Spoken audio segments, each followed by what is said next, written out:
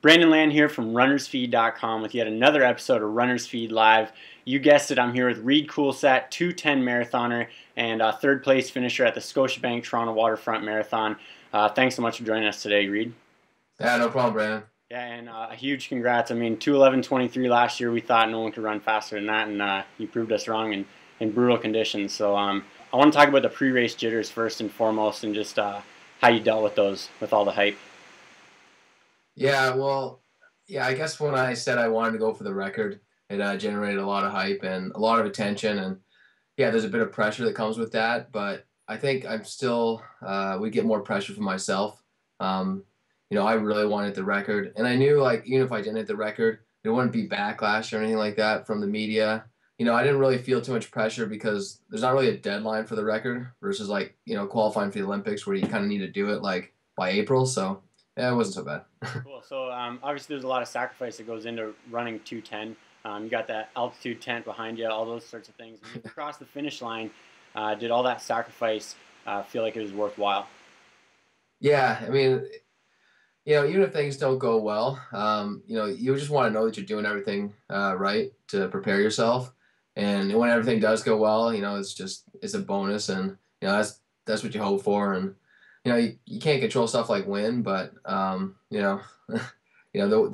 you train and staying healthy and that kind of thing. Like, that's the biggest part of the whole puzzle. Yeah. So speaking of training, you have an amazing training partner in Eric Gillis, and watching you call him through the finish line.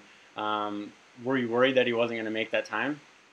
Yeah, I mean, from 36 to 41K, I ran a really slow split. I was like 16:30, and just thinking about that, I thought I was going to run like 2:12. I thought I just wasted everything that I kind of built up early in the race, and so I didn't even think I was going to hit the Olympic standard. So, and I knew Eric was still behind me. When I came around the corner, I saw 2:10.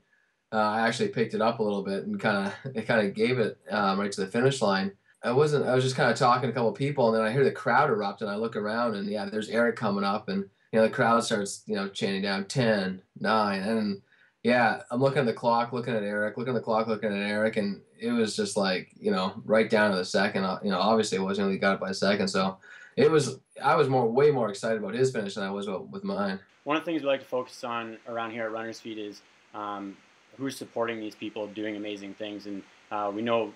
I saw you at the expo with New Balance, and New Balance has been amazing to you. So maybe tell us a little about your relationship with them. Yeah, New Balance is great. We're really close with the New Balance Canada guys, so they're really involved with what they're doing, and they know what we're up to, and we're always in communication with them. So it's a good relationship, and of course the product's great. So it's kind of a win-win. Sweet. All right, we're gonna move into a few rapid fire questions now. So, All right. You got 5 seconds to answer each question, and we'll go from there. Cool? Sounds good. All right. So, who was the first person to congratulate you when you went through the finish line? Oh, Peter Butler. Cool. How long was your pit stop? I thought it was 15 seconds, but looking at the video, it was closer to 20. Cool. So I saw you listening to your iPod before the race. What was the last song you listened to? Oh, Can't You Hear Me Knocking by the Rolling Stones. Cool. Eva Mendes, Carrie Underwood, or Rihanna? Carrie Underwood. All right.